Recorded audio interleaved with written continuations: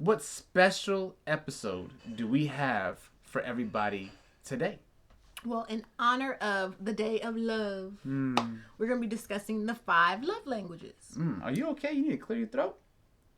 Let's do that. Let's do that all over again. Clear my throat.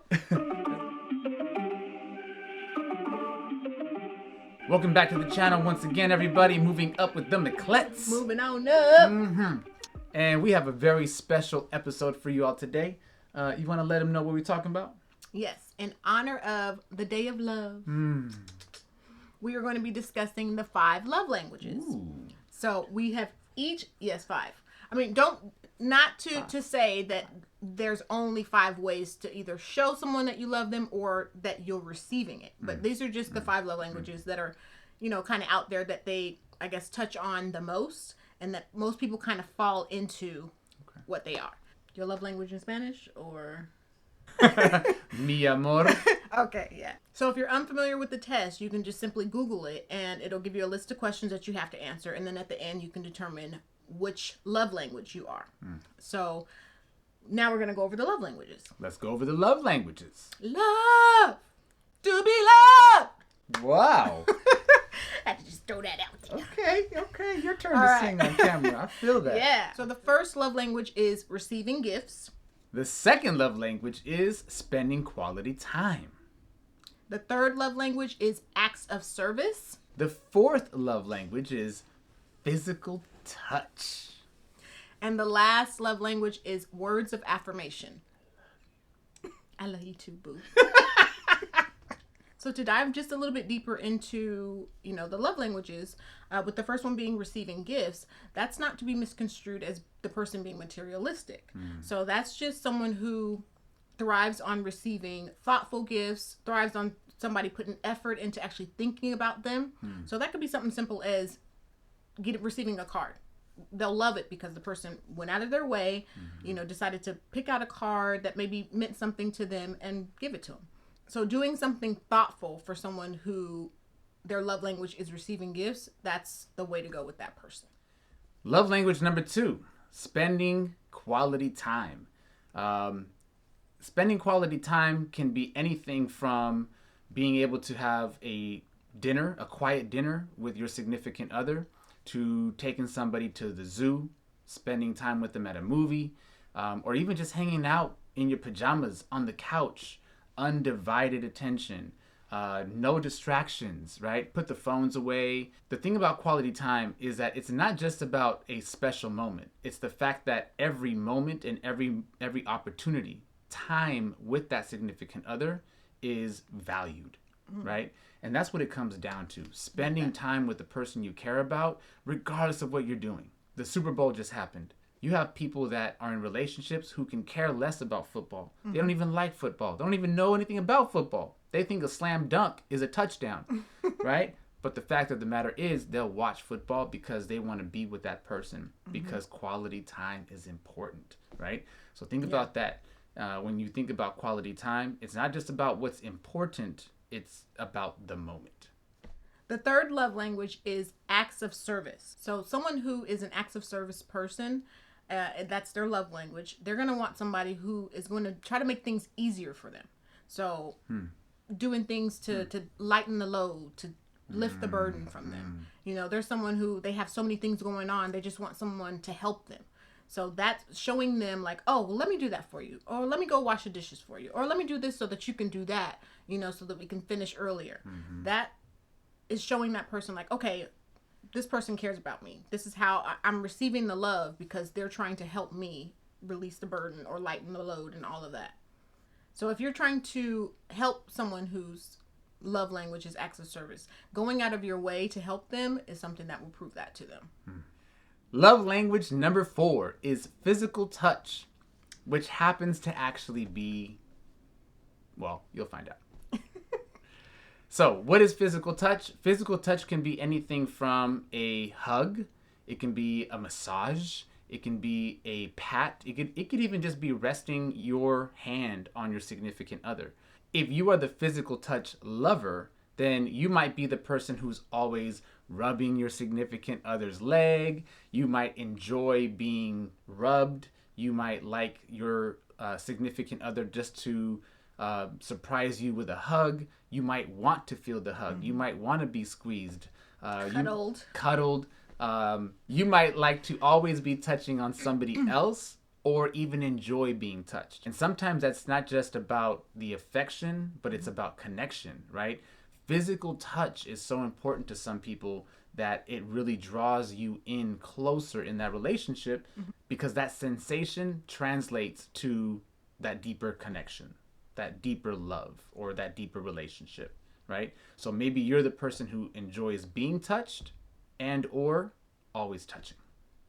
Love language number 5 is words of affirmation. So with that, it's kind of self-explanatory, this is someone who needs that praise from you, needs for you to, always speak those words into them to make them feel like they're loved. And it's not saying that, they're insecure or anything like that, but they just like feeling like, oh, I feel like this person's supporting me, want someone who's very supportive, who's always, on my shoulder, giving me positive feedback, just things of that sort. So hearing those words of affirmation translates for that person into a deeper meaning, deeper connection. And sometimes it's just hearing the words, right? I care about you. I love you. For them, that might be what triggers that feeling, right? So the emotional connection, the emotional trigger are the words that are spoken. And once again, these love languages, even though we're only going over 5, it's not to necessarily say that someone has a different love language in regards to how they receive love or what triggers to them to have a deeper connection. There's many different ways, but we're just going over the 5. And like I mentioned before, we did take the test. So what were your love languages?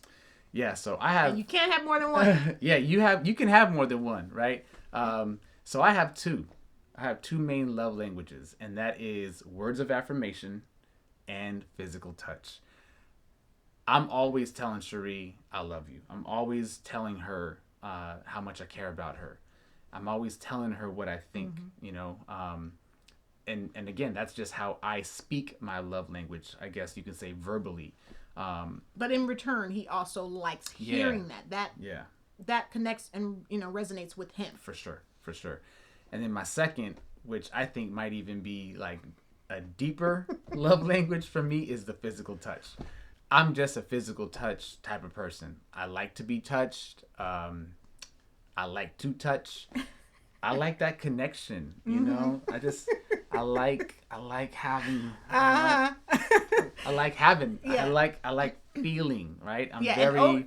Over the years, I have determined that was one of his love languages. Even before, like when we looked at this, test months ago, I was like, yeah, that's definitely Joe's. He is definitely a touchy-feely person. So, he likes to like rub on my arm for long periods of time. And after a while, I'm like, okay, my receptors have had enough. Like, stop touching me, please. Put your hands away. And see, for me, being rubbed and touched and massaged is soothing. And what about yours? So for me, my love languages are receiving gifts and acts of service. And so like I said, receiving gifts is not that I want him to bring me a tennis bracelet or a new Lamborghini or expensive gifts or stuff like that.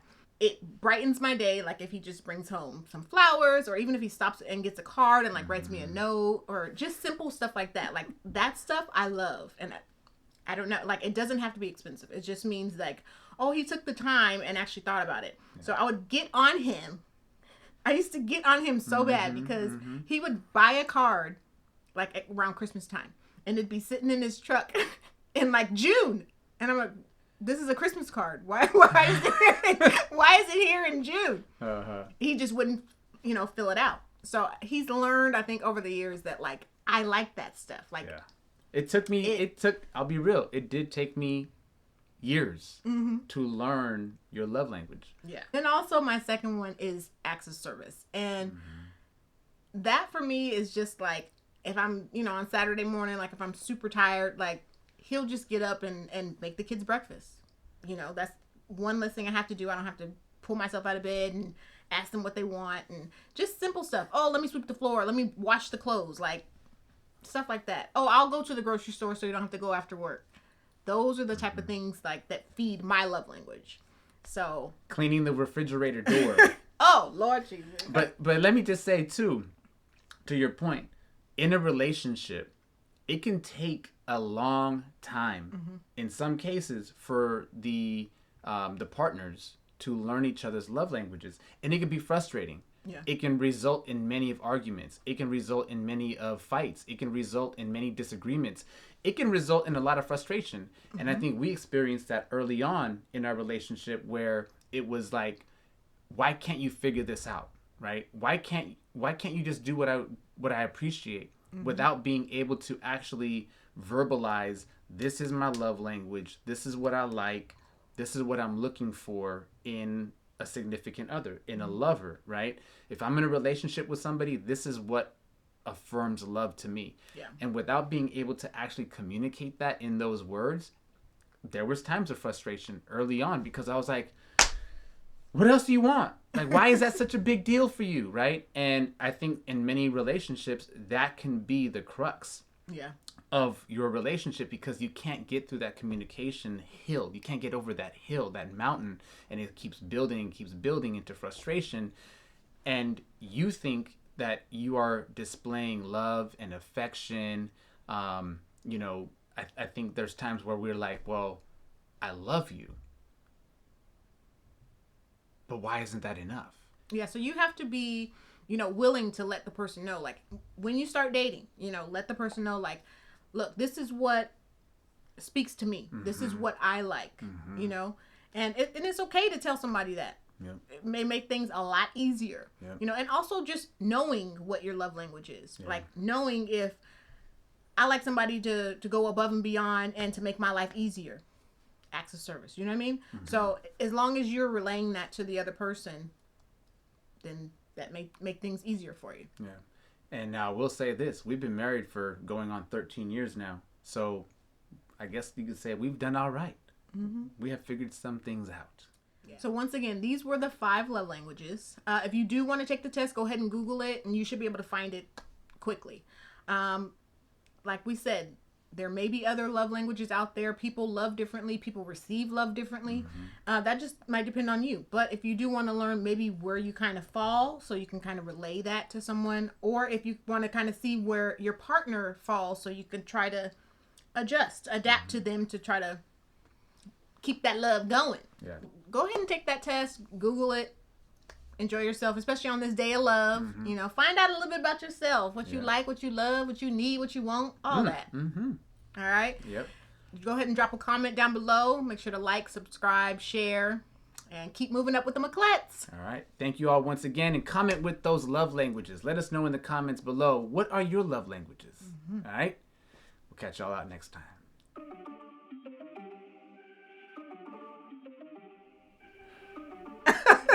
Your part or my part? We're going to go from my part. Okay. All right? And I thought from my part. You already did your part. no, I was saying from my part. We'll take it from my part. And How about actually, we just start all over? no. So. Wait, babe, wait. I know you ain't clapping at me. I am. Feel that. So number 1 is what? I don't know. What you mean, all these? I ain't looked at. Okay. You didn't say where we were going next. These are the love languages. Okay. Okay. I'll start with it. Love. Why are you trying to top me? Like I was already saying it. That mean he gonna get these draws, y'all. Just Whoa, kidding. whoa. Catch y'all out. Catch y'all out.